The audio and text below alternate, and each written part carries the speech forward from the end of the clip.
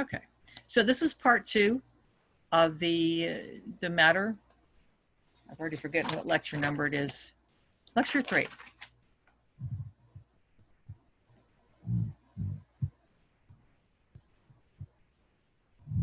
So the properties of matter. I'm going to now go into more specifically with the physical and chemical properties, what that means, and how you tell the difference.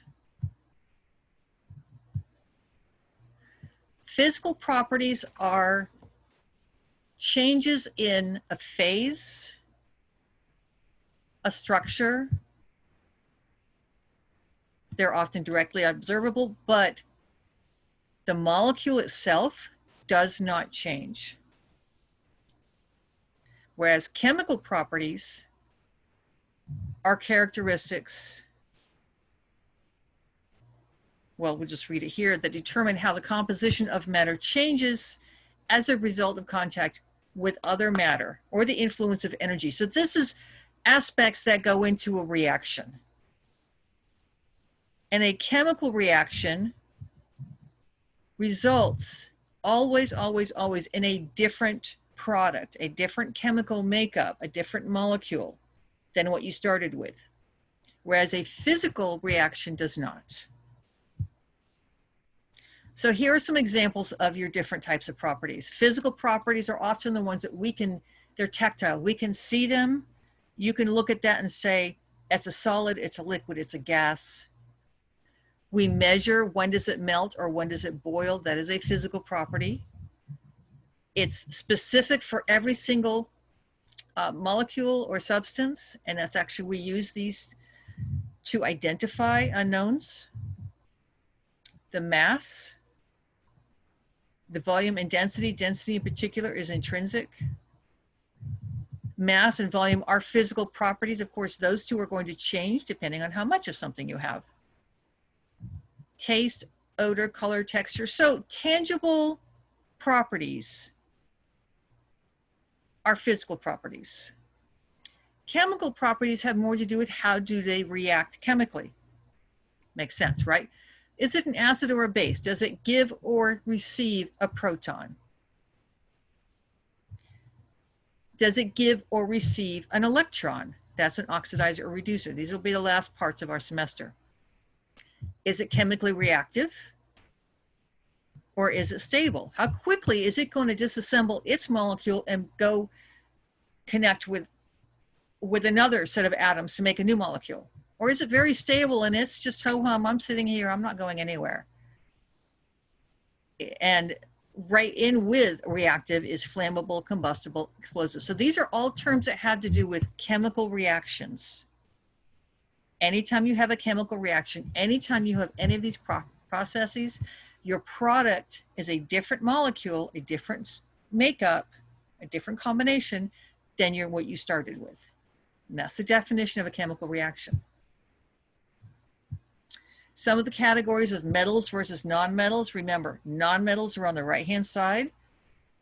That's from your carbon, nitrogen, oxygen, phosphorus, sulfur. These are nonmetals. They usually exist as gases, but they can be liquids or solids.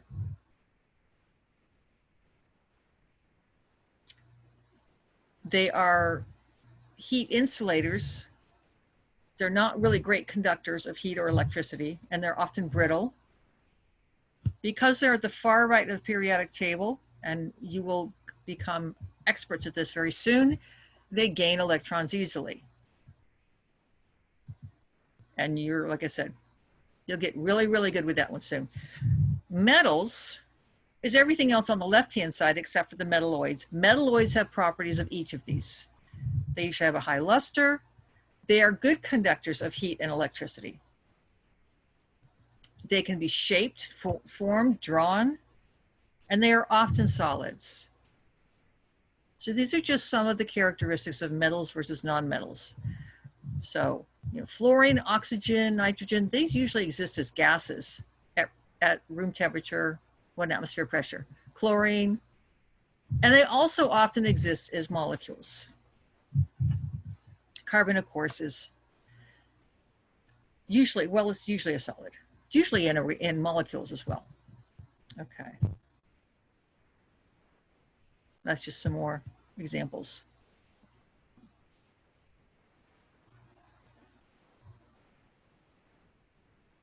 And notice physical properties are things that can be measured with our standard lab instrumentation, right? And that's another way to think of it.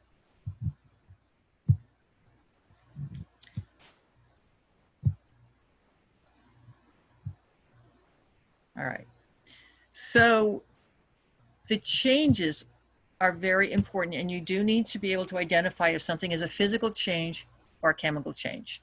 The best way to know the difference is in a chemical reaction, the product, what you end up with is different molecules than what you started with.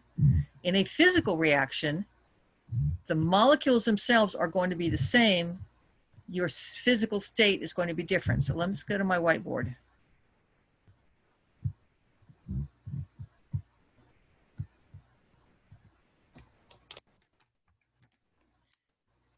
So if I have water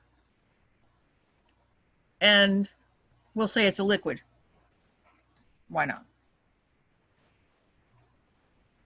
This is a molecular equation. I sure wish I could write smaller.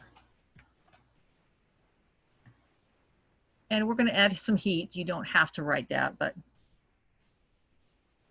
And I end up with water gaseous. I end up with steam. Okay. Now we're going to have another reaction that involves hydrogen and oxygen and water, but this time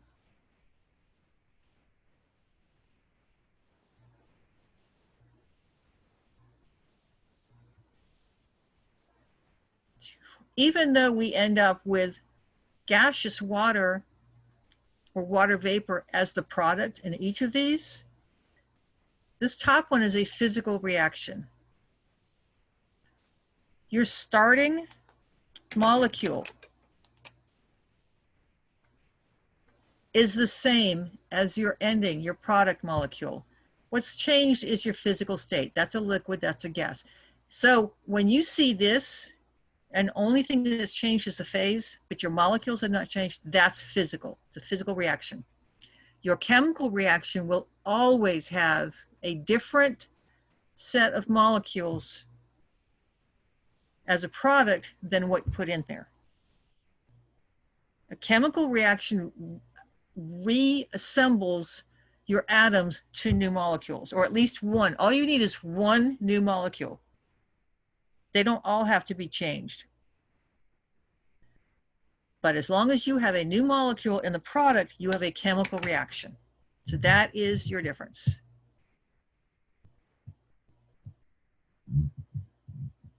Back to the slides. So you do need to know how to identify the two. So in this is your micro scale, solid water. If it melts, it's liquid, but it's still water. It's still H2O. It's just more disorganized, and now it's a gas, it's farther apart, but you still have H2O molecules. Where here, you actually have different molecules.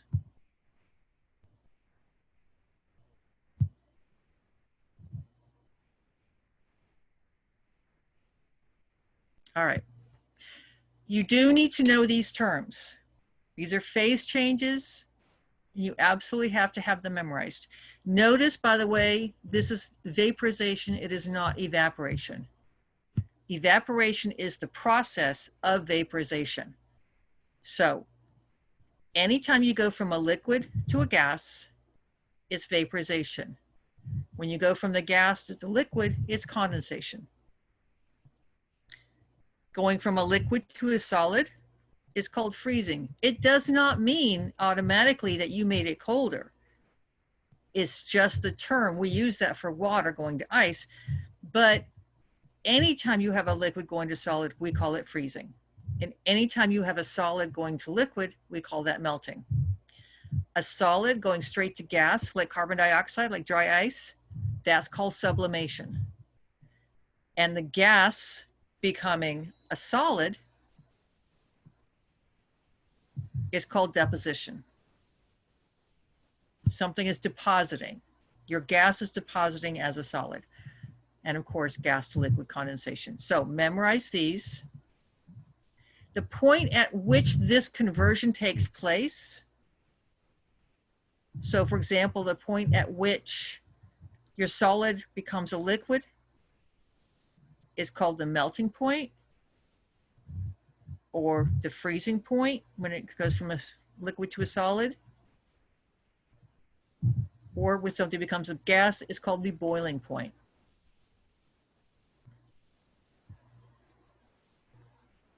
So vaporization.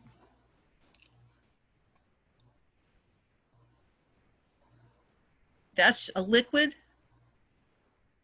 going to a gas. So which one of these is a liquid? A liquid is close together, but it's disorganized. So it's going to look like this. But if it becomes a vapor, it becomes a gas, which is far apart. And so this one is vaporization. And you do want to be able to recognize these little cartoons. Freezing is, of course, a liquid going to a solid. So again, here's your liquid. A solid is close together and organized. Another thing about gas is it fills the space. So your gas particles should always be all over the entire little box. So this is freezing. And sublimation is solid going to gas.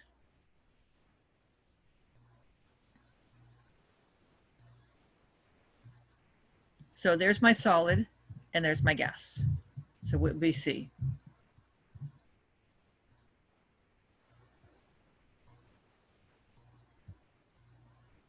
Okay. This is just reiterating what I went through.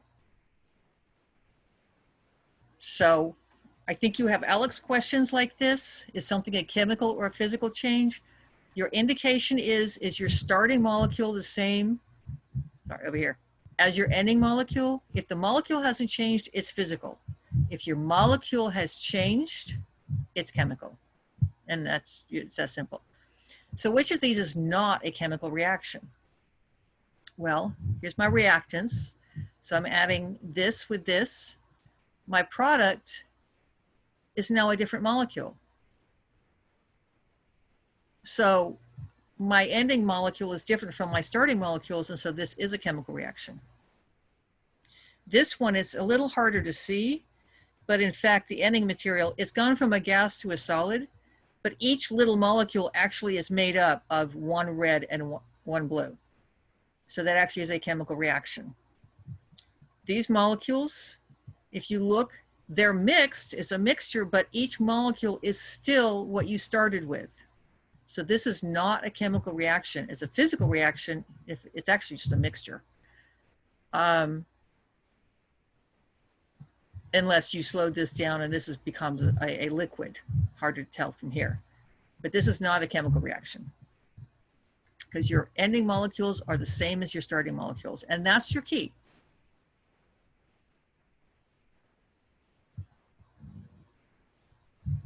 Okay.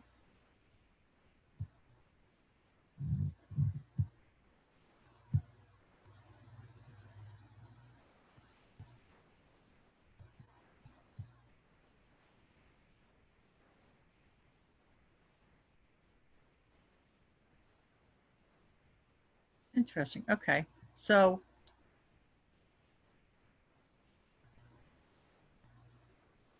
I'll stop there, and then the third part will be on energy exchanges in physical or chemical changes.